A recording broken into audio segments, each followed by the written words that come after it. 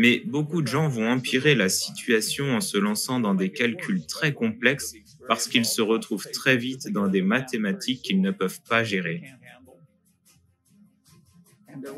Et ils passent à côté de grands rochers d'or sur leur chemin à cause de ces mathématiques non productives. Et donc, ce qu'il dit ici, en fait, il fait tout ce débat-là pour mettre l'accent sur le fait que pour faire un investissement en bourse, comme il le dit dans d'autres vidéos, toute votre analyse doit pouvoir tenir, ou bien si vous voulez, tous vos calculs doivent pouvoir tenir sur le dos d'une enveloppe. Et qu'est-ce qu'il est en train de dire par là? C'est littéralement, je calcule le PE, je calcule le PBR, je calcule le PEG et consort, tout ce que vous voulez calculer pour ce type d'action-là. Ça doit pouvoir tenir sur le dos d'une enveloppe. Donc, il dit ça pour insister sur le fait que vous n'avez pas besoin de faire une analyse compliquée, des calculs compliqués avant de prendre une décision en bourse. Il est déjà arrivé plusieurs fois à Warren Buffett dans cet univers de prendre des décisions d'investissement 5 minutes seulement après avoir entendu parler de l'entreprise en question. Donc, il lui a fallu 5 minutes pour aller lire Moody's, pour ceux qui connaissent Moody's, assembler des données sur l'entreprise, faire des calculs rapidement sur le dos d'une enveloppe et prendre une décision. 5 minutes. Donc, dites-moi, 5 minutes. Donc, ce n'est pas compliqué, ou si c'est compliqué, en fait, c'est vous-même qui le rendez compliqué. D'accord? Parce que vous êtes censé avoir déjà des modèles mentaux préétablis, des manières d'évaluer des entreprises, des types d'entreprises, déjà toutes faites dans votre tête.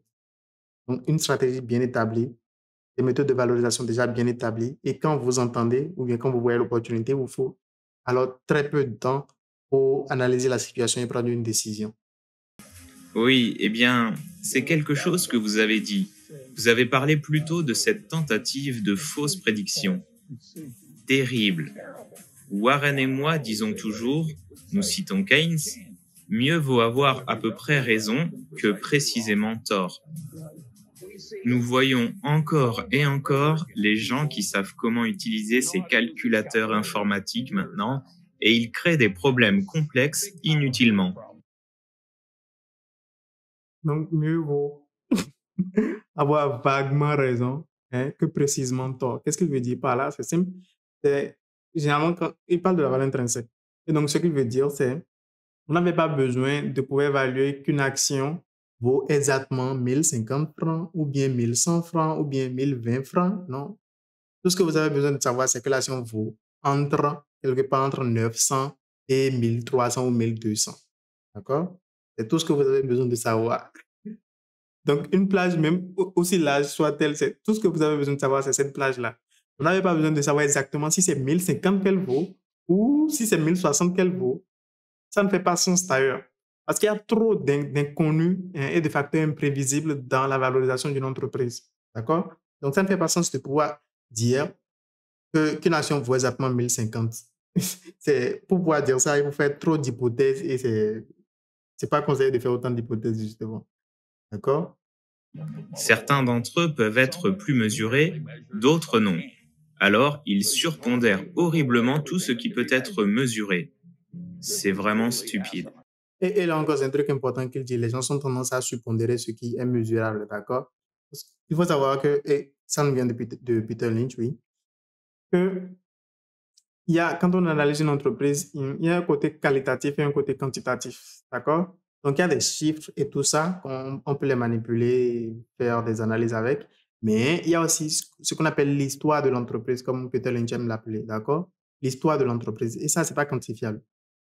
Et ce que les matheux sur le marché ont tendance à faire, c'est, puisque eux, ce qui leur parle le plus, ce n'est pas l'histoire de l'entreprise, c'est les quantités. Ils auront tendance à ignorer l'histoire de l'entreprise, à sous-pondérer ça et à accorder plus d'importance, plus de poids aux chiffres, aux mesures qu'ils ont. Donc, je vais vous donner un exemple concret. Ça sert à quoi? Par exemple, de savoir qu'une entreprise fait exactement tel bénéfice, tel chiffre d'affaires et tout ça, si dans 3 ans, le gouvernement émet, comment dire, une loi qui interdit l'activité de l'entreprise. Le gouvernement qui émet une loi qui interdit l'activité de l'entreprise, ça c'est l'histoire de l'entreprise. Ça c'est un truc qui peut affecter l'avenir de l'entreprise. D'accord? Et ça, c'est pas quantifiable. Et même ça, en soi, c'est un risque. Ça peut arriver comme ça peut ne pas arriver. Donc, ce n'est pas un truc tout à fait mesurable. Donc, c'est pour vous dire, gardez toujours de la marge pour les imprévus et, comment dire, n'ignorez pas l'histoire de l'entreprise. C'est très important.